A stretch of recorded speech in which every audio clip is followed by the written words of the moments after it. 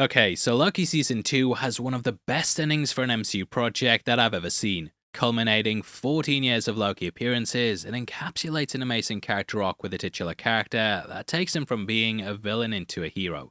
You realize how big a sacrifice is when you see he's holding on to the Morbius timeline, and he gave it all up in order to carry the burden of his glorious purpose.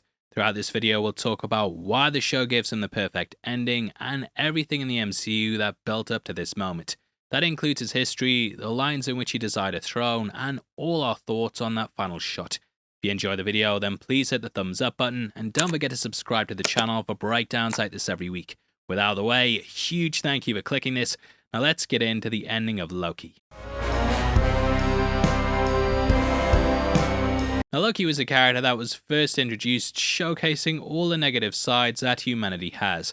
Some villains, they're just power mad and want to take over the world for the sake of taking over it. You'll get a guy with giant freaking lasers that want to hold us to ransom, or someone that just wants to destroy society for money, power, and thumbs up buttons. Loki, on the other hand, though, he wanted to become the ruler of Asgard, but there was something far more personal about it than what you get with most villains. Discovering that he was a frost giant and had been lied to his entire life, he decided to destroy the family that had raised him in order to get his throne.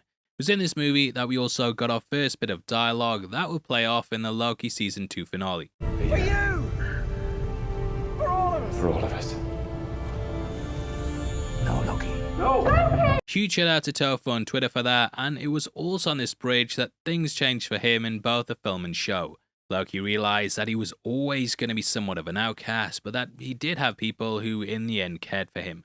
Whether it was his adoptive brother Thor, Mobius, or Sylvie, Loki had made friends that really cared for him. In both, he left them to go on to a higher purpose, which then takes us into the Avengers. Introduced saying this: I am Loki of Asgard, and I am burdened with glorious purpose. This line about burdensome purpose would become something major later on. Here, though, he had a misconception about what it was to rule and thought that placed a person above all else. I know You think yourself above them, Oh, yes. and you miss the truth of ruling, brother.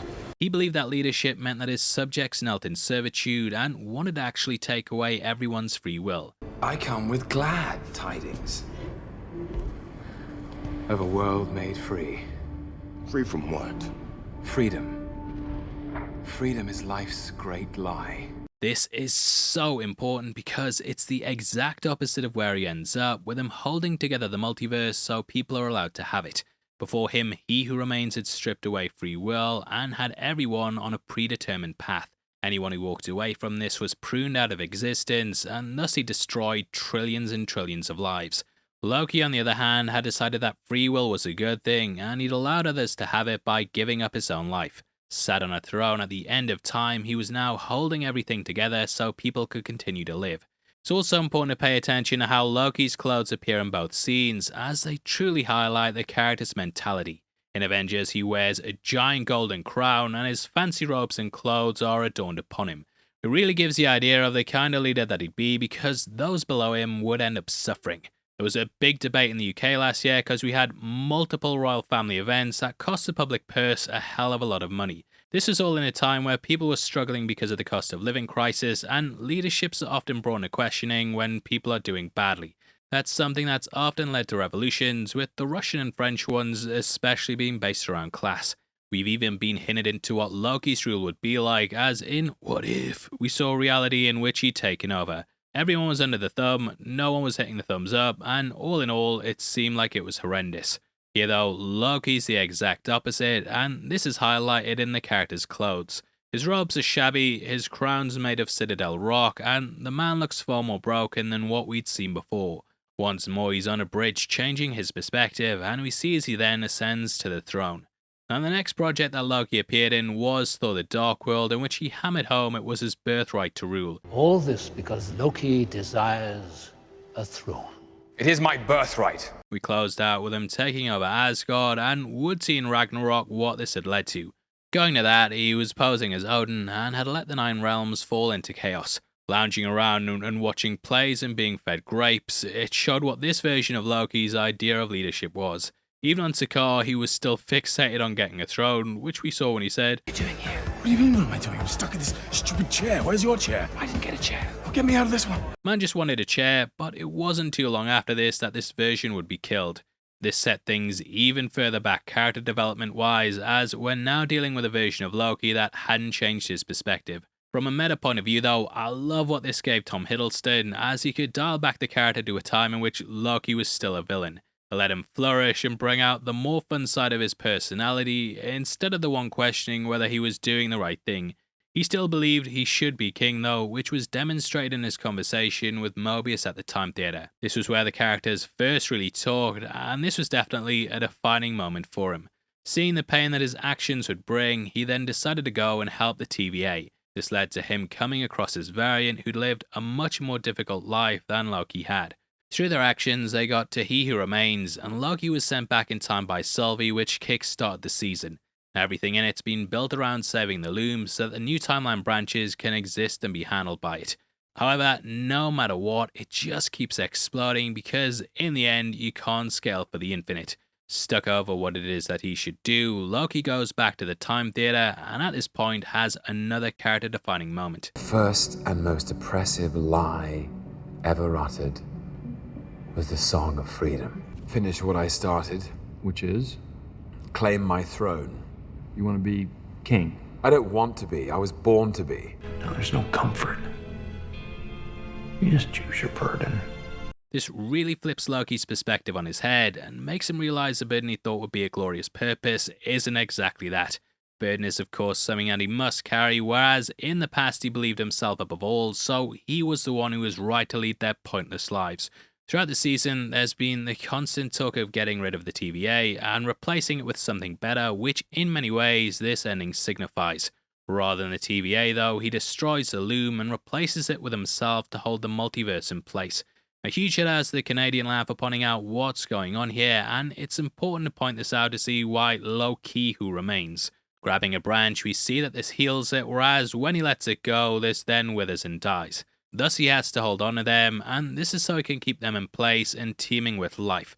Opening a portal to the end of time, we then see him ascend to the throne, with his cape turning into branches itself. At this point he sits and creates a new sacred timeline that represents Yggdrasil throughout time and space. This is a tree that comes from Norse mythology, and it was dotted throughout Phase 1 of the MCU. Appearing in Captain America the First Avenger, it was in a mural of that the fake Tesseract was hidden. Loki would of course end up getting the Tesseract in the Avengers, showing that it's all connected.